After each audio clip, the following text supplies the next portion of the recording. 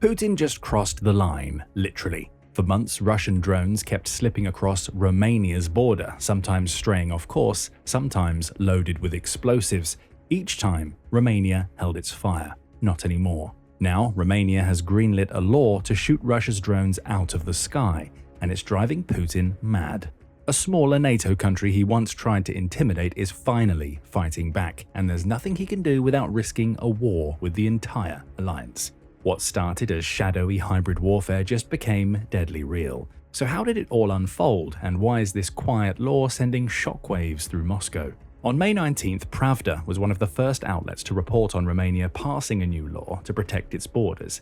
It says the country's acting president, Ilie Bolojan, has just signed a new law that gives Romania's troops unprecedented power. Now, if a Russian unmanned aerial vehicle or UAV enters Romania's airspace, its fighter jet pilots have permission to shoot the UAV right down. There are caveats to the law. For one, any Russian drone that enters Romania's territory has to be there illegally before it can be shot down. So Romania will likely have to put some process in place to assess where a drone comes from before it fires upon it. Bolojan also signed a law regulating how his country's military involves itself in missions and operations during peacetime, suggesting there are other checks and balances in place. The law also states that Romania will only shoot the drones down if Romania or its allied NATO military units aren't able to bring the drones under control via other means. This law has been a long time coming. Romania's parliament approved the law back in February, following multiple instances of Russian UAVs being found in Romanian airspace or near its borders. The Kyiv Independent reported on the new law at the time, even providing a small passage that indicates what Bolojan has just signed.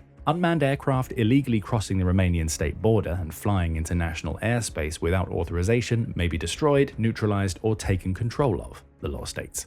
That adds an interesting wrinkle. It gives Romania the option of disabling Russian drones and, if it sees fit, taking control of them to use in its military. Both chambers of Romania's parliament approved the law, suggesting the decision was almost unanimous before the law reached Bolojan's desk. And as Reuters notes, the law states precisely how Romania will confront any drones it feels are violating its airspace. Measures start with establishing the drone's position and identity. Romania then attempts contact. Assuming it hears nothing back, it moves on to intercept the drone and fire some warning shots. If the drone continues with its illegal activity after these shots, only then can Romania destroy it in the skies. Creating this process was a smart idea. It gives Romania a crutch to lean on if Putin tries to cause issues over the destruction of his drones. Romania can say to Russia's leader that it tried to establish contact. It even sent a warning. The actual destruction is positioned as a last resort to Russia not respecting Romania's airspace enough to let it know when it's flying drones.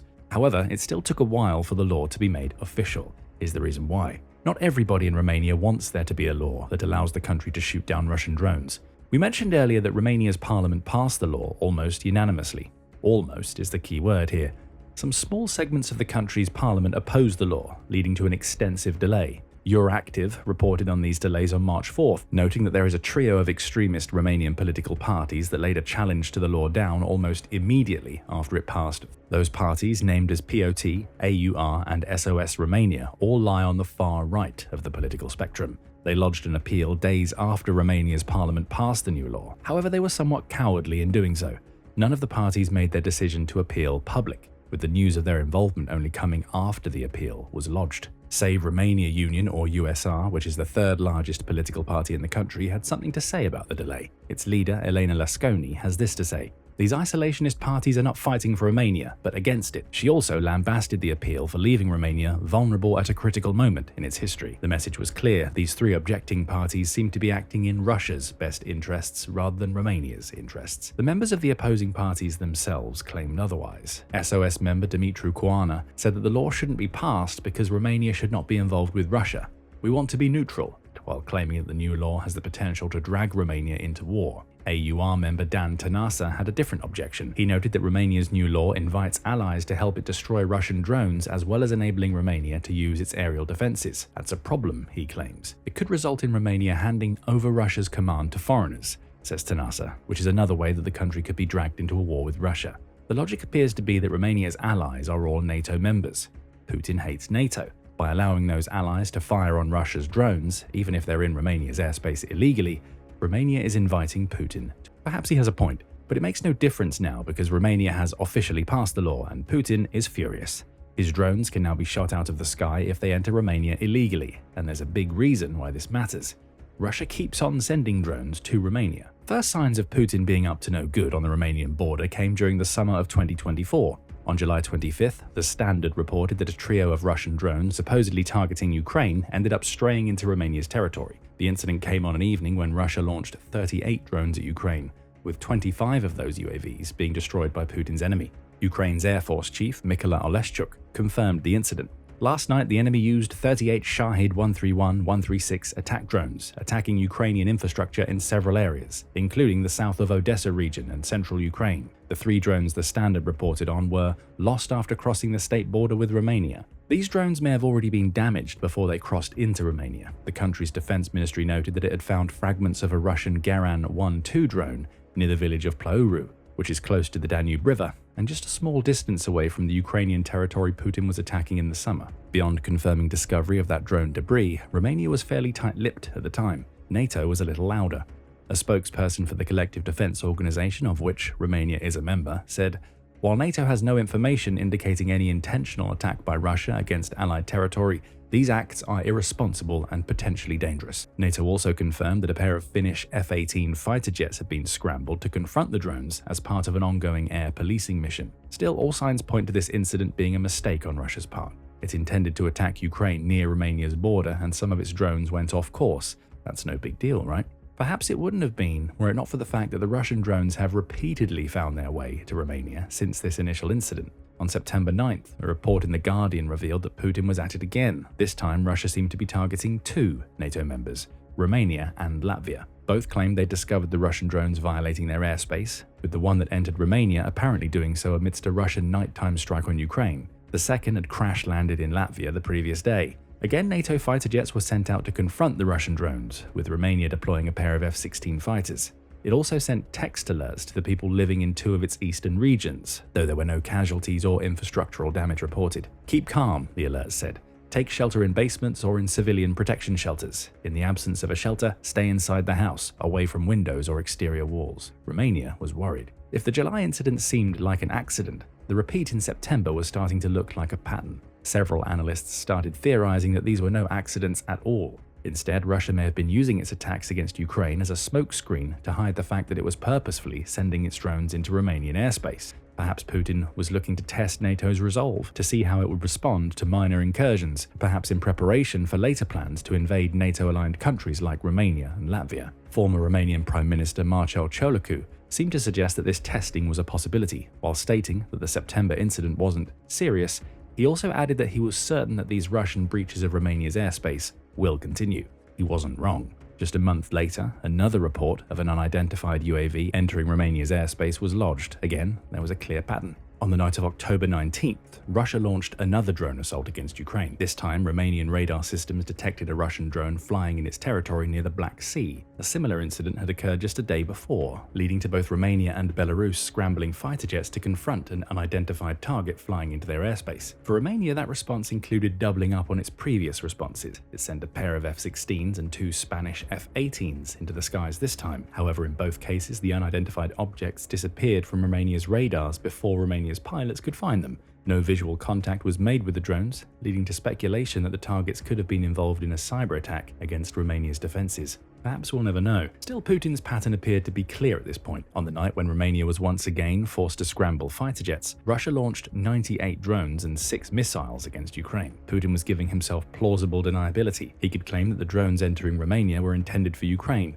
It was just the 2 countries being so close together that was the problem. Making that claim once could be forgiven, but 3 times, Romania wasn't about to start believing Russia's lies. It thought these incursions were deliberate and likely part of some sort of Russian plot to destabilize its border region. However, all seemed to go quiet for a few months after the October incident. Perhaps Putin had decided to switch his focus away from Romania as he committed his forces to retaking the territory Russia lost in Kursk. Or maybe Russia just got better at hiding its activities. A March 1st, 2025 report in Reuters suggests the latter was the case. On that day, Romania reported the recovery of fragments of a Russian UAV close to its border with Moldova. This time, Putin couldn't claim that the device was targeting Ukraine. Though Moldova also borders Ukraine, a drone reaching Romanian territory via Moldova would have to fly through a portion of another country to get there. Even more worrying for Romania is that this particular drone was carrying active explosives, which the country's defense ministry had to detonate on site. The ministry released a statement following the discovery saying, "The presence of an active load has been identified on board the aircraft, which will be detonated in a controlled manner on site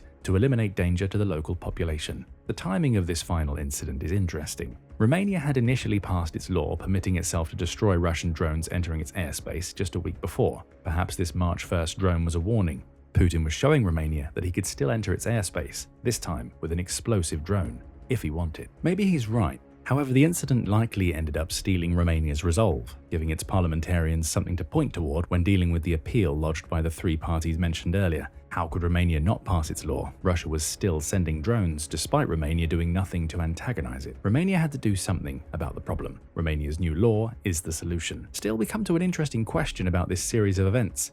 Russia is at war with Ukraine. Why then is Putin sending his drones into Romanian airspace when those drones would surely be better used to weaken Ukraine's military? There are two possible answers. The first answer is one Putin would like Romania to believe. The drones were never meant to enter Romanian territory. Their ending up in that country's airspace was simply an accident, because the drones were always meant to hit Ukraine. The excuse could almost be believable. Putin could claim any number of mistakes or issues that led to his UAVs ending up in Romania, from miscalculations at the time of launch to Ukraine's jamming and destruction of Russia's drones causing them to fly off course. But again, that excuse can only work so many times. There are at least 5 documented incidents of Russia's drones heading into Romania's airspace, with only a handful of those incidents involving drones that end up being found destroyed. The October incidents in particular are worrying because Romania wasn't able to confront the unidentified objects its radars picked up. That suggests that Russia's UAVs were precisely where they were meant to be when discovered, and made their escapes quickly once they'd been detected. That brings us to the second possible answer to the question. Russia is doing all of this on purpose as part of a hybrid warfare campaign against Romania. Romania shares a 400-mile border with Ukraine and has been an ally of Putin's enemy ever since Russia launched its invasion in February 2022.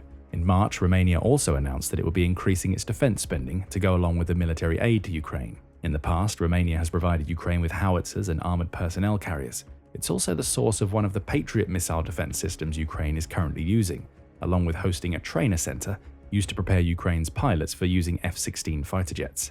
Putin can't have been happy with any of these Romanian actions. However, he also couldn't attack Romania directly. It's a member of NATO, meaning a direct Russian attack on Romania's territory would trigger Article 5 of the NATO Charter. Under that article, all NATO members come to the aid of a single member that is attacked on its own territory. So Putin took another approach. Rather than attacking directly, he started using his drones to send warnings to Romania. You keep helping Ukraine, I'll show you that Russia can enter your airspace at any point I want. There's also the possibility that Russia is using its UAVs to monitor Romanian activities. Putin has plenty of history when it comes to using this sort of hybrid warfare act. For instance, January saw the German Ministry of the Interior claim that it had detected almost 100 cases of drone activity in or around German territory in 2024 alone, with 30 of those incidents involving Russian drones that were flying around US military facilities in Germany. The ministry criticized Germany's federal government for not responding adequately to the threats. For protecting airspace against espionage and sabotage, federal agencies urgently need appropriate technology for early detection and counter-drone measures. The implication was clear. Germany was dealing with hybrid warfare tactics that Putin was using to destabilize the country. Romania faces the same problem. Using his drones, Putin maintains a consistent threat against Romania.